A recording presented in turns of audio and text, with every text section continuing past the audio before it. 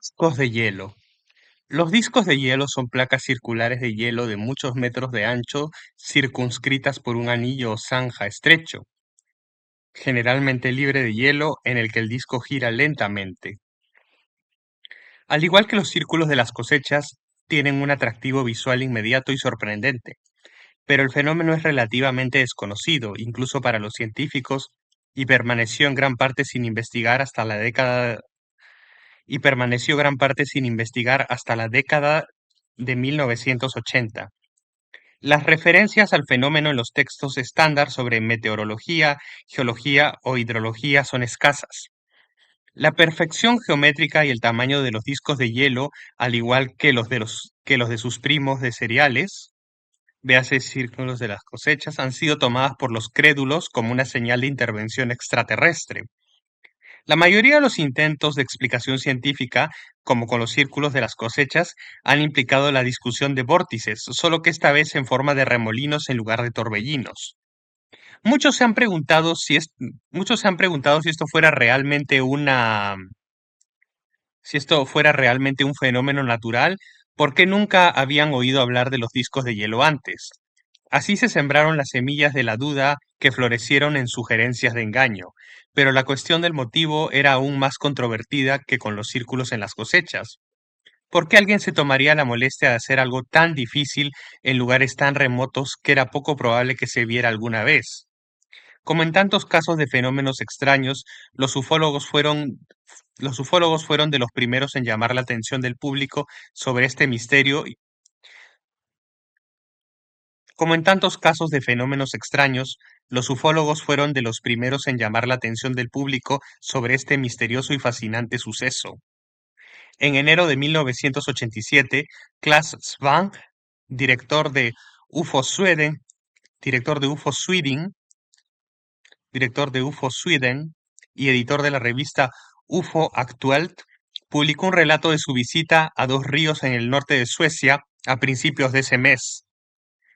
El primer disco de hielo que encontró, de 50 metros de diámetro, se encontraba a pocos kilómetros al sur de la ciudad de Is- Ipswich, de la ciudad de Ipswich, en una curva del Pitealben, el río de Pite.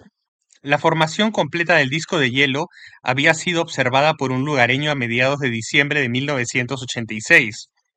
Al principio, todo lo que podía ver era una gran área central de hielo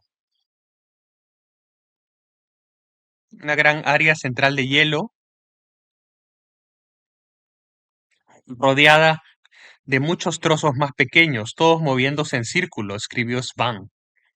Para el 22 de diciembre, este sistema giratorio de planetas de hielo estaba congelado y a principios de enero, cuando Svan lo visitó, el enorme círculo estaba completo. El hielo tenía 50 centímetros de grosor, lo suficientemente profundo como para soportar al aventurero ufólogo que completó una revolución en 8 minutos. Fue muy divertido, dijo Svan. Según Svan, la velocidad a la que giraba el disco de hielo de Pite Alben disminuyó de unos 2 minutos en sus primeras etapas a unos 10 minutos semanas después. Esto se debió presumiblemente a variaciones en el flujo debajo de él, o más probablemente a la congelación del aguanieve en su zanja, o posiblemente ambas cosas.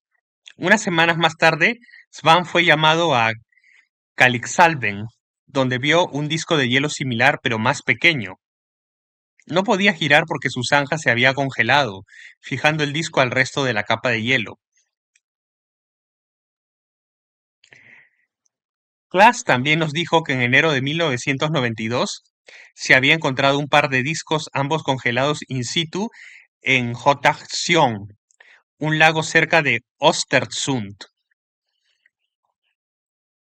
Al preguntar en el Instituto Meteorológico e Hidrológico de Suecia, CMHI, Svan fue remitido a la señora Birgitta Rapp, quien mostró un interés más que pasajero en el fenómeno.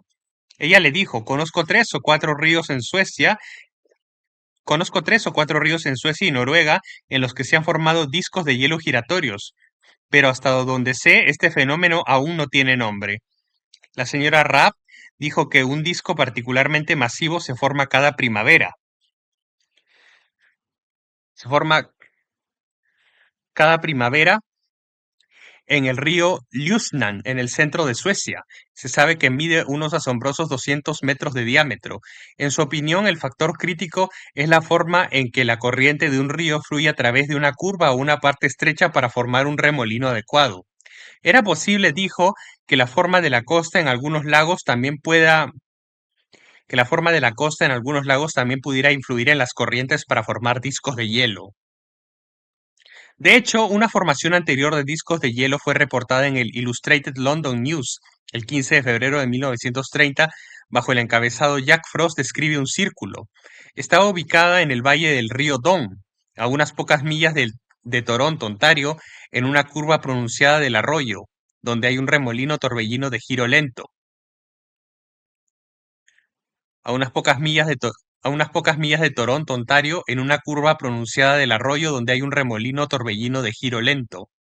El relato anónimo continuó describiendo cómo cuando esta parte del río se congeló, se formó una capa de hielo en forma de círculo perfecto en el centro del remolino. Este disco flotaba sobre una placa redonda de agua que estaba rodeada de hielo por todos lados y giraba lentamente con el agua debajo. La, conex- la La conexión OVNI surgió en octubre de 1991 cuando la revista OVNI de Red Mutua OVNI, MUFON, publicó un relato de una formación circular de hielo en el río Msha, en Ucrania.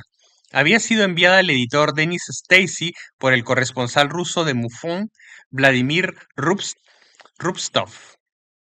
El círculo fue encontrado el 7 de enero de 1990 por el señor A. E. Vorontsov, residente de Merefa, a unos 30 kilómetros al sur de Kharkov, quien había ido en bicicleta al río para revisar sus líneas de pesca con cebo.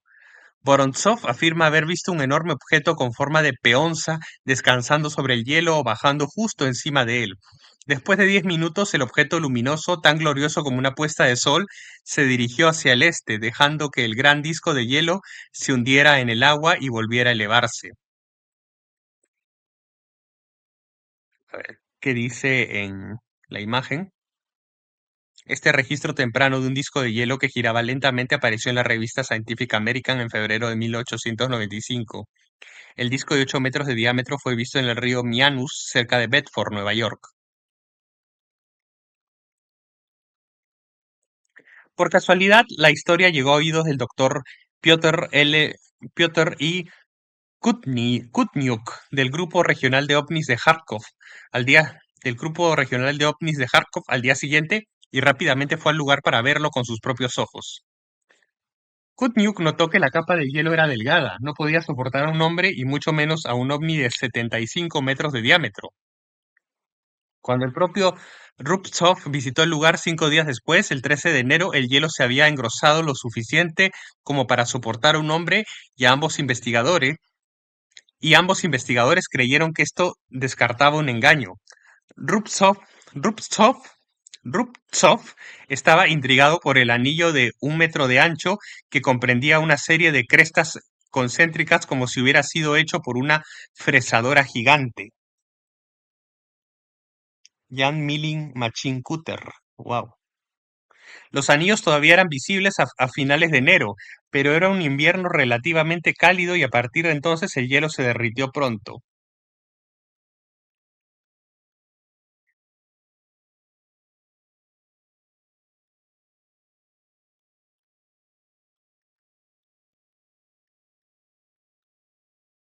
Lo que vio el señor Vorontsov podría no tener nada o todo que ver con los anillos de hielo y la comparación se ha hecho con la rara descripción de masas brillantes asociadas con la formación de círculos en las cosechas.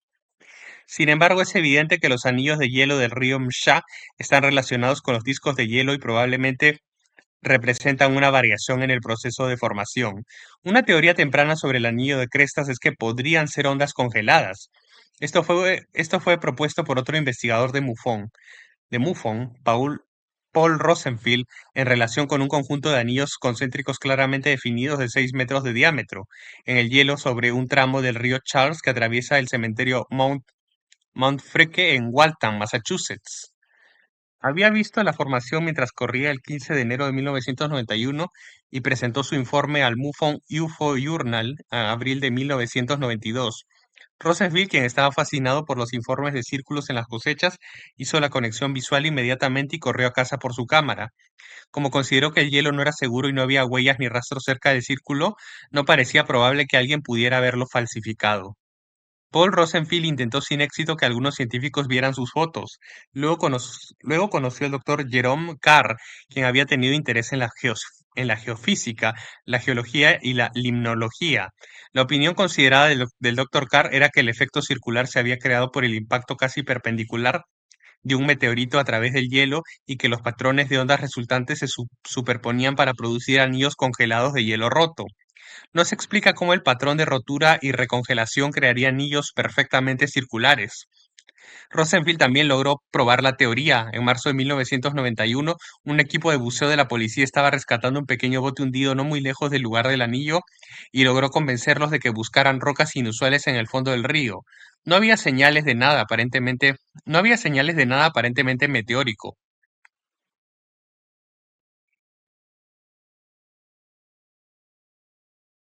A medida que el conocimiento de los discos de hielo se difundió, el escéptico británico Peter Williams lanzó una explicación propia.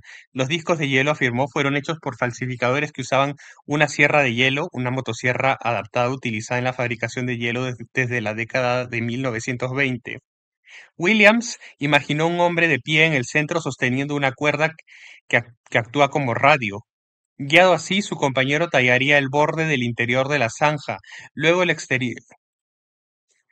Su compañero tallaría el borde interior de la zanja, luego el exterior y luego ambos romperían el anillo para liberar el disco. De Cropwatcher, septiembre de 1993. Esta teoría, esta teoría estaría bien si no fuera por el hecho de que algunos de nuestros relatos involucran hielo demasiado delgado para cualquier presentador y artista de la motosierra.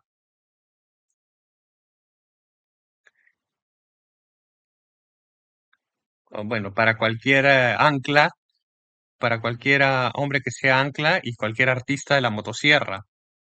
Además, el disco de Pete Alves se observó a lo largo de su formación y el anillo ucraniano en diferentes etapas de su crecimiento. El fenómeno se impuso a la comunidad científica en febrero de 1993, cuando una extraña constelación de anillos de hielo cuando una extraña constelación de anillos de hielo concéntricos comenzó a formarse en la superficie del río Charles, donde fluye a través del campus del Instituto Tecnológico de Massachusetts, MIT, en Cambridge, Massachusetts, bajo la supervisión del profesor John Marshall del Departamento de Ciencias de la Tierra, Atmosféricas y Planetarias del MIT. Se eliminaron sistemáticamente varias supuestas causas, como los efluentes de tuberías sumergidas, las corrientes descendentes de helicópteros, la acción del viento, la actividad extraterrestre, las burbujas de gas natural procedentes de la materia en descomposición y los manantiales submarinos. El misterio se resolvió finalmente cuando David Ricks, graduado en ingeniería oceánica, confirmó la teoría de dos colegas mediante la observación directa. Cruzando el puente de Harvard cada día, observó cómo se formaban círculos a lo largo de varias semanas. Primero se formó una capa lisa de hielo sobre la mayor parte del río, luego se formaron grandes agujeros por el corte y el movimiento del hielo. La fuerza impulsora detrás de las formaciones de hielo fueron los remolinos de los pilares del propio puente de Harvard. Las zonas de agua abierta se congelaron de nuevo, en patrones circulares a pesar de que tenía formas irregulares cuando se crearon. Vi que el hielo crecía en los agujeros desde... A ver, nos faltó la imagen. Un disco perfecto de hielo girando en el sentido de las agujas del reloj en el río Don, cerca de Toronto, Ontario, en enero de 1930. Alrededor del remolino de giro lento se pueden ver áreas de hielo delgado y fangoso, especialmente en los bordes exteriores de la zanja en la que gira la placa de hielo.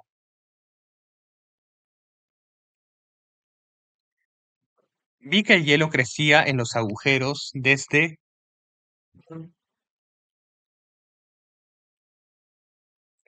desde el borde exterior hacia adentro. Evidentemente, esto hizo que los agujeros fueran más circulares, dijo Riggs. Mead et al., 24 de febrero de 1993.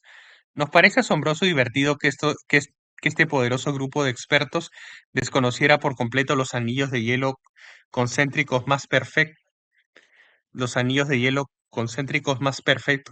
perfectos observados por Paul Rosenfield más arriba en el mismo río Charles solo 2 años antes.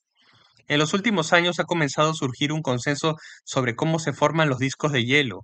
Una corriente fluvial lenta crea un remolino de giro lento en el que un disco de hielo giratorio puede desgastar sus bordes y los de la zanja a la perfección. Según Paul Fuller, escrito en Crop Watcher, noviembre de 1991, esta es una prueba más de que la naturaleza puede reproducir. Esta es una prueba más de que la naturaleza puede producir y de hecho produce trazos geométricos definidos con precisión sin necesidad de intervención extraterrestre. ¿Podría el fenómeno estar relacionado con o explicar la erupción de agujeros encontrados en lagos cubiertos de hielo en Suecia en marzo de 1968, Fortean Times 24 y 41, y en Finlandia en 1983 al 84? 70. En el caso sueco, los lugareños creían que un objeto grande se había estallado. Los lugareños creían que un objeto grande se había estrellado en el lago Uprammen, en el sur de Dalarna, a través del hielo de 89 centímetros a través del hielo de 89 centímetros de espesor. El agua curiosamente triangular, que medía 18 por 27 centímetros. El agujero, curiosamente triangular, que medía 18 por 27 metros, estaba rodeado por una pared de grandes rocas de hielo de varios metros de altura. Los buzos militares afirmaron no haber encontrado nada debajo,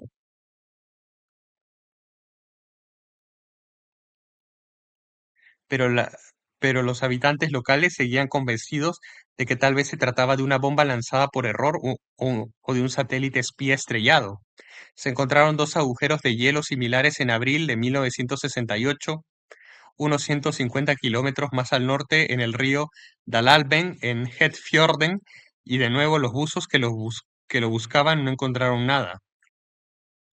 El lago Up-Ramen fue buscado de nuevo por buzos en el verano de 1998, 30 años después del primer incidente. 30 años después del primer incidente todavía preocupaba a los lugareños. ¿Había alguna evidencia de que la enorme pared de hielo alrededor del agujero había sido levantada por un impacto o una explosión? UFO Actuelt. A ver la imagen. Conrad Serfas examina el disco de hielo que se formó en Cranberry Creek, detrás de su casa en Tannersville, Pensilvania, en enero de 1993. El disco de 8,5 metros de diámetro, un buen simulacro de la Luna, fue descubierto por su esposa mientras paseaba al perro. ¿Y este otro? Desde la primera edición de este libro, hemos aprendido sobre los tipos de círculos naturales como características del paisaje. Además de los cráteres de impacto y los anillos de hadas, nos llamaron especialmente la atención estos círculos casi perfectos en el ventisquero que cubre un canal Welland,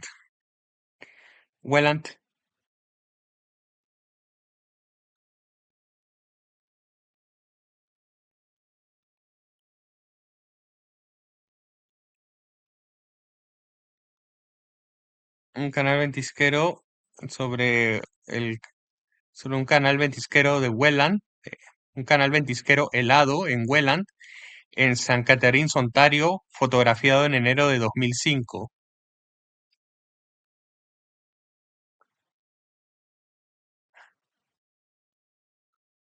Suecia parece ser un objetivo favorito para los.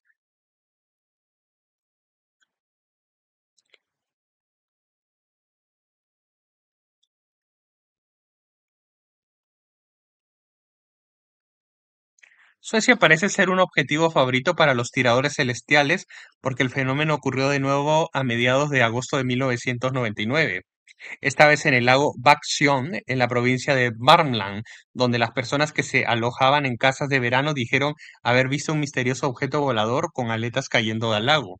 Durante todo un mes, las fuerzas militares suecas buscaron el ovni dentro y alrededor del lago, pero no se encontró ningún rastro del objeto. Creemos que es perfectamente posible que todos estos fenómenos relacionados hayan estado a la vista todo el tiempo sin ser notados porque, como muchos temas en este libro, eran bastante familiares para la gente del campo y los consideraban demasiado comunes como para justificar cualquier comentario. De nuevo, como puede ser, como es el caso de muchas otras cosas que estaban ahí todo el tiempo, que la evidencia de ellos en los registros históricos simplemente nunca se haya notado.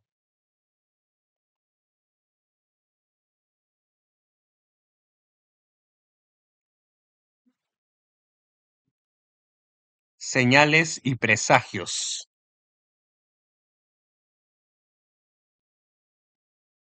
Señales y presagios.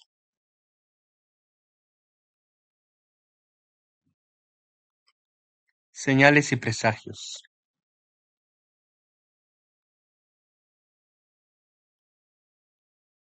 Perdido y encontrado. Esta sección trata sobre cosas que se han perdido y que luego han reaparecido en circunstancias asombrosas. En particular trata sobre anillos perdidos y otros objetos preciosos que han sido devueltos a sus dueños en las entrañas de un pez. El 23 de junio de 1626, El 23 de junio de 1626, un tal señor Mead del Christ's College de Cambridge caminaba por el mercado de la ciudad cuando las exclamaciones de un grupo rústico alrededor de un puesto de pescado atrajeron su atención. En el puesto yacía un libro maltratado con la encuadernación de lona cubierta de vísceras de pescado. La pescadera acababa de sacarlo del interior de un bacalao gordo. En una carta a Sir M. Stuteville, Mead escribió con entusiasmo: "Lo vi todo con mis propios ojos, el pescado, las fauces, el trozo de lona, el libro, y observé todo lo que he escrito, solo que no vi la abertura del pescado, cosa que no muchos hicieron, estando en el puesto de la pescadería en el mercado, quien primero le cortó la cabeza, de la cual colgaban las fauces, y que parecían estar muy rellenas, y fue registrada, y todo se encontró como se ha dicho. Quien hubiera tenido la nariz tan cerca como yo ayer por la mañana se habría convencido de que no había ninguna impostura aquí, sin testigo. El pescado venía de Lynn, en nombre real de la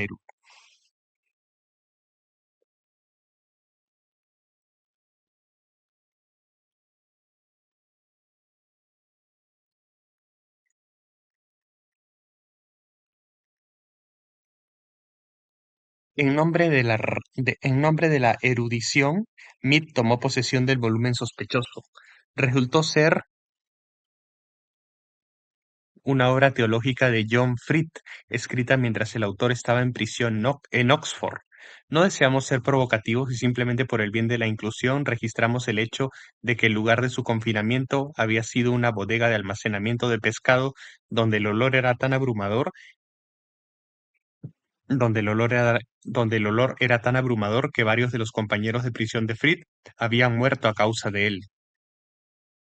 Su libro, así milagrosamente restaurada la, Su libro, así milagrosamente restaurado a la Su libro, así milagrosamente restaurado a la circulación, fue reimpreso por las autoridades de Cambridge bajo el título Box Pieces e ilustrado con un grabado en madera que mostraba el libro, el puesto de pescado y el cuchillo que había cortado el pescado. Este no es único, este no es el único caso registrado de un libro encontrado en un pez. En Vidas de los Santos Cambro-Británicos de Rhys se cuenta la historia de San Cadoc en el siglo VI. Perdió su libro favorito, los poemas de Virgilio, cuando una ráfaga de viento lo arrojó al mar. A la mañana siguiente, un pescador llegó a su casa y le regaló un gran salmón. Mientras se preparaba el pescado para la cena del santo, se encontró un libro dentro, el preciado Virgilio.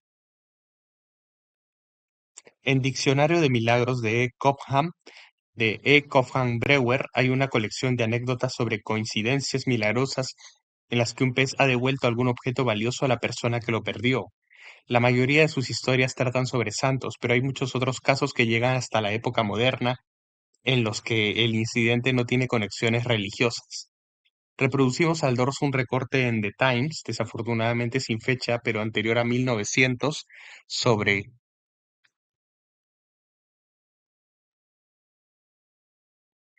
sobre un pescador escocés que perdió sus llaves por la borda en Loch Broom.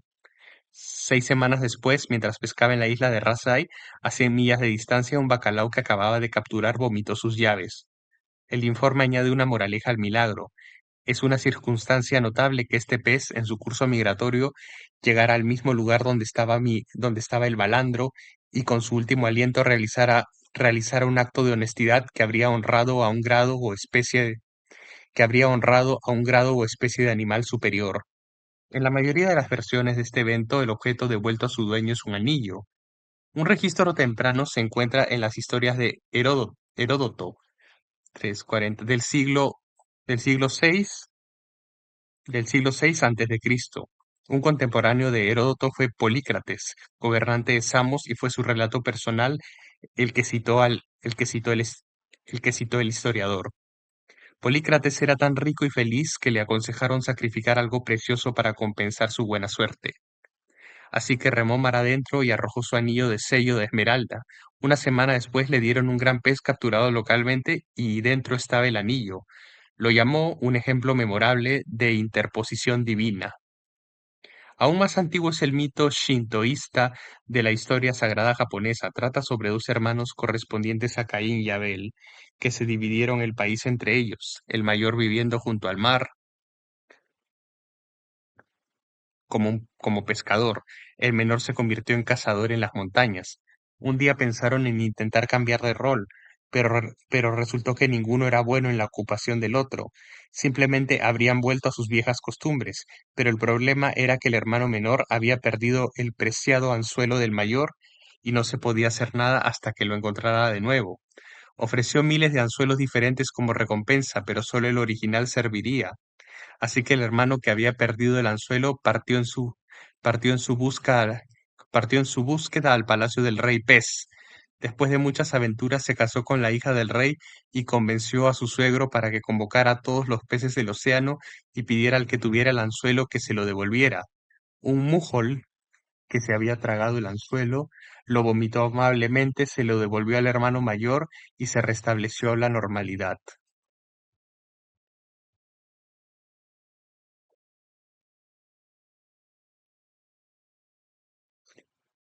A ver, ¿qué dice el pez?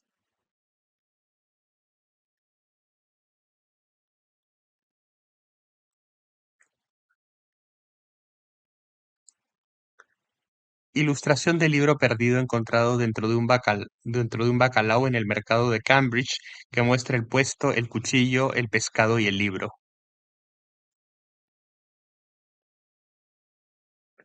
La larga lista de santos cristianos que han encontrado o conjurado algún objeto perdido o necesario dentro de un pez comienza con el propio Jesús. Cuando el discípulo Pedro necesitaba dinero para pagar sus impuestos, Jesús le dijo que bajara al mar, atrapara un pez y mirara dentro de su boca. Pedro lo hizo y encontró una moneda valiosa, Mateo 17:27. A menudo se supone que el milagro de Jesús es la inspiración original de las leyendas del pez y el anillo.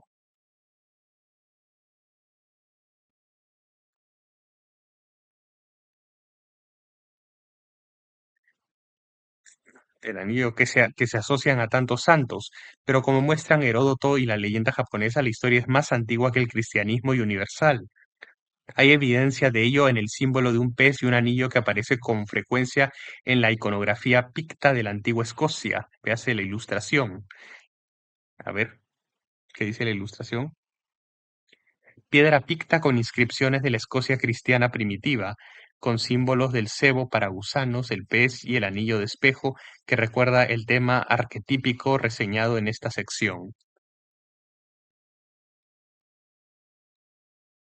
Este mismo símbolo, un salmón con un anillo en la boca, aparece en el escudo de armas de la ciudad de Glasgow, cuyo santo patrón y primer obispo, Kentigern, también se representa con el emblema del pez y el anillo.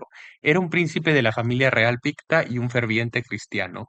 La insignia del anillo y el pez ilustra una antigua historia que se convirtió en parte de su leyenda. Cuenta el milagro por el cual salvó, cuenta el milagro por el cual salvó a una dama en apuros. Era la esposa de Rodrigo, el rey de los británicos. Ella era la esposa de Rodrigo, rey de los británicos del norte en el siglo 6. Y la causa de su angustia fue un anillo que su esposo le había dado como muestra de amor. Ella, a su vez, se lo había dado a su joven amante, un caballero de la corte real. Él y el rey estaban cazando un día junto al río Clyde y se detuvieron a descansar. El joven se durmió y en su mano Rodrigo vio el anillo de su esposa. Lo tomó y con silenciosa rabia lo arrojó al río. Luego cabalgó a casa y se enfrentó a la dama, exigiéndole ver el anillo que le había dado. Ella puso excusas e intentó calmarlo, pero él juró que si no podía mostrar el anillo en 3 días sería decapitada por traición. Por eso fue a Kentiger. Era, por eso fue a Saint Kentiger. Era amigo y consejero de su esposo y ella esperaba que usara su influencia a su favor. Kentiger hizo algo mejor que eso, rezó y poco después un hombre le trajo un salmón que había pescado en el Clyde. Efectivamente tenía el anillo. La dama se salvó y Kentinger ganó un seguidor rico y agradecido. La heráldica es la más conservadora de las artes, conservando símbolos de, conservando símbolos de la antigüedad. El anillo y el pez aparecen en otro escudo de armas, el de la familia Berry, y con él va otro y con él va otra versión de la leyenda. Un antepasado familiar era un joven dotado de clarividencia. Mientras caminaba junto a la cabaña de un campesino, oyó llorar a un bebé y supo de inmediato que ella era la chica con la que estaba destinado a casarse. Como no quería una novia de tan baja cuna, tramó un plan cruel, y cuando ella tuvo edad para casarse, la llevó a la playa con la intención de ahogarla. Cuando llegó el momento, no tuvo el valor de matarla, pero seguía sin estar dispuesto a casarse con ella, así que le advirtió que no volviera a ver bajo, así que le advirtió que no lo volviera a ver bajo pena de muerte. Entonces, no queriendo negar su destino incondicionalmente, arrojó su anillo de sello al mar y le dijo a la chica que si alguna vez lo encontraba, debía acudir a él. Ella consiguió trabajo como cocinera y mientras preparaba un bacalao para la cena de su patrón, encontró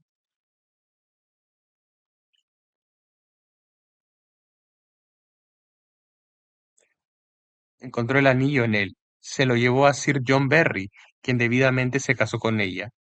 En ese caso, al parecer, el pez que entregó el anillo era un agente del destino. Así fue aún más claramente en el caso de Moses Carton, un magnate naviero de Wiscasset, Maine, a principios del siglo XIX. Estaba tan orgulloso y confiado en su riqueza que desafió a los dioses a que se la quitaran.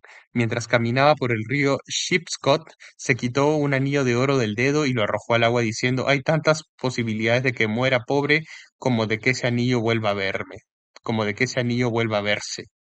No mucha gente se atrevería a decir algo así, y con razón. Hay muchos registros de represalias tras tal desafío al destino. Unos días después, el anillo de Carton le fue devuelto dentro de un pescado que se sirvió en la cena. Poco después hubo un camino en la política, poco después hubo un cambio en la, poco después hubo un cambio en la política gubernamental que llevó a la ruina a los,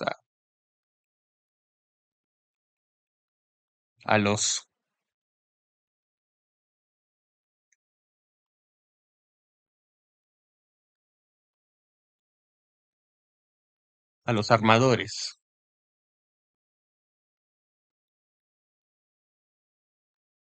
que llevó a la ruina a los propietarios de navieros a lo largo de la costa este de Estados Unidos.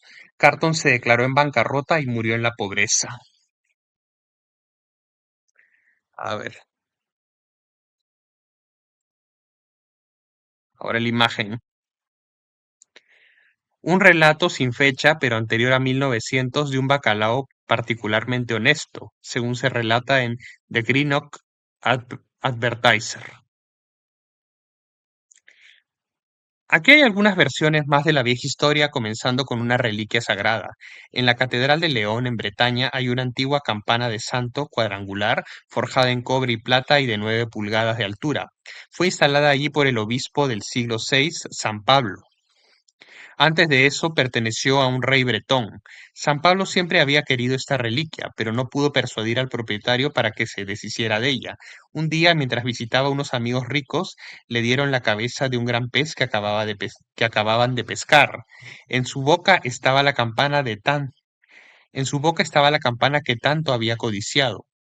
Otro santo obispo de la iglesia primitiva, Gerbold de Bayeux, fue expulsado de su palacio cuando la gente del pueblo se volvió contra él. Al irse, con la intención de alejarse y encontrar una ermita remota, arrojó su anillo episcopal al mar. Pronto apareció de nuevo dentro de un pez que,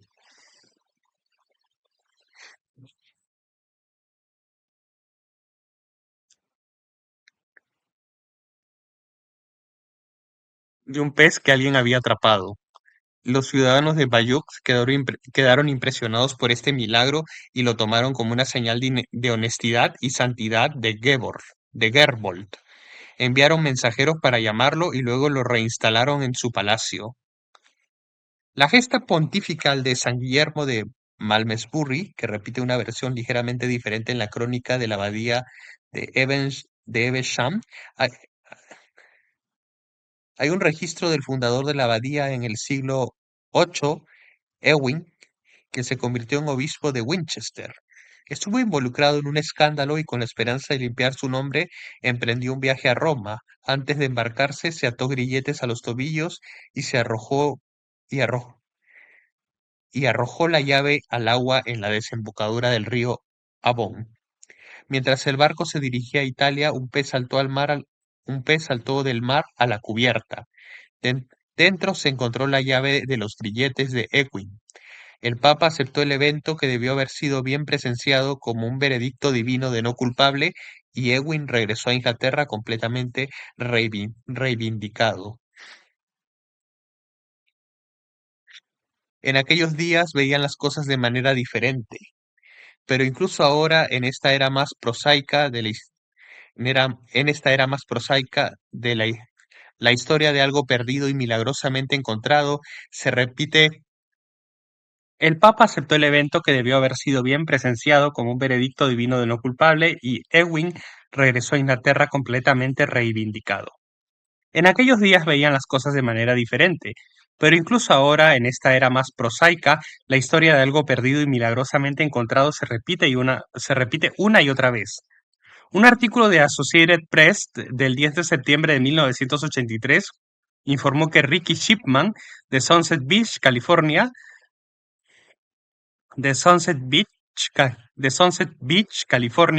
recuperó el permiso de conducir que había perdido en el mar 11 años antes.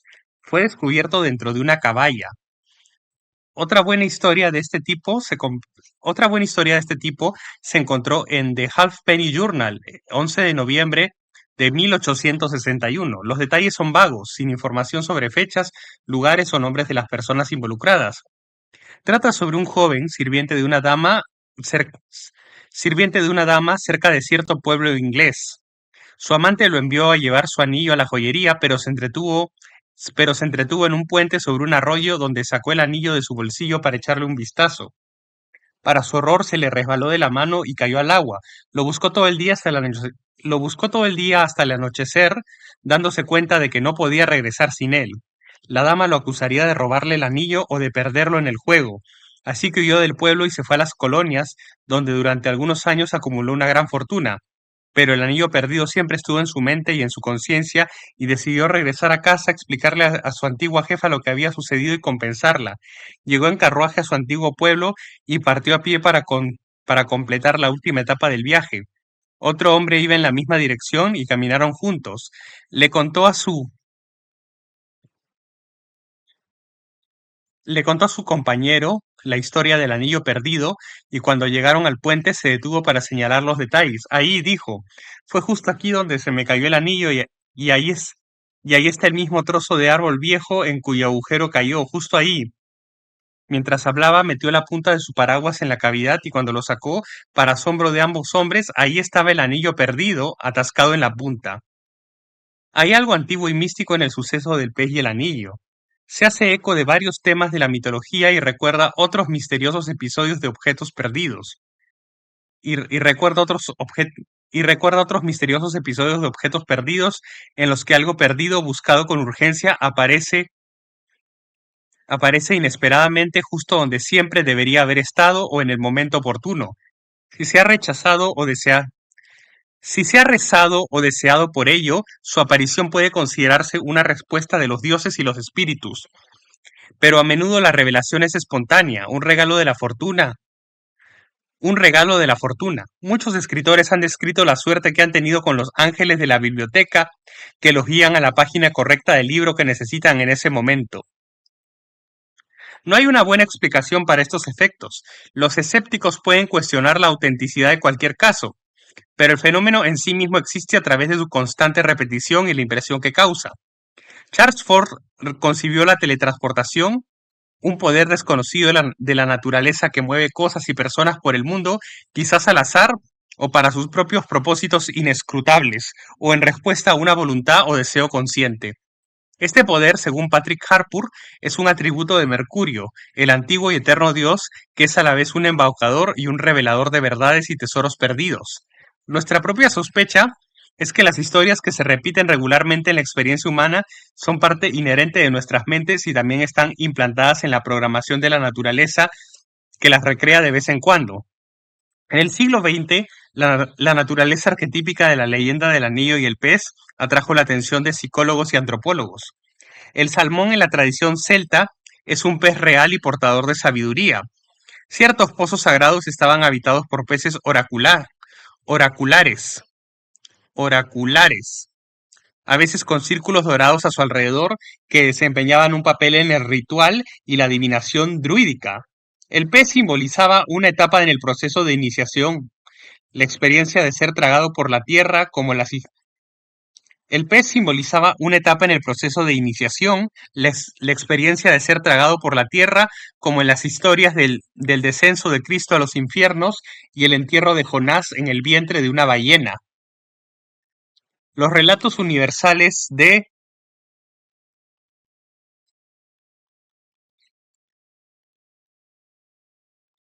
los relatos universales de ser tragado por un pez o descender a una caverna o recipiente hermético oscuro son alegorías del proceso psicológico en el que el alma, en su búsqueda de madurez, se hunde en las peligrosas profundidades del inframundo mental, emergiendo templada y purificada.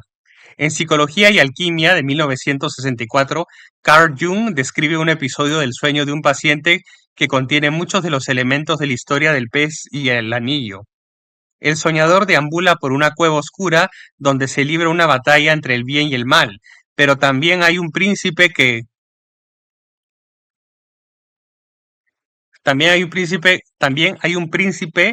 lo sabe todo. Le da al soñador un anillo engastado le da al soñador le da al soñador un anillo engastado con un diamante. El propósito de Jung era mostrar la naturaleza perdurable y arquetípica de ciertos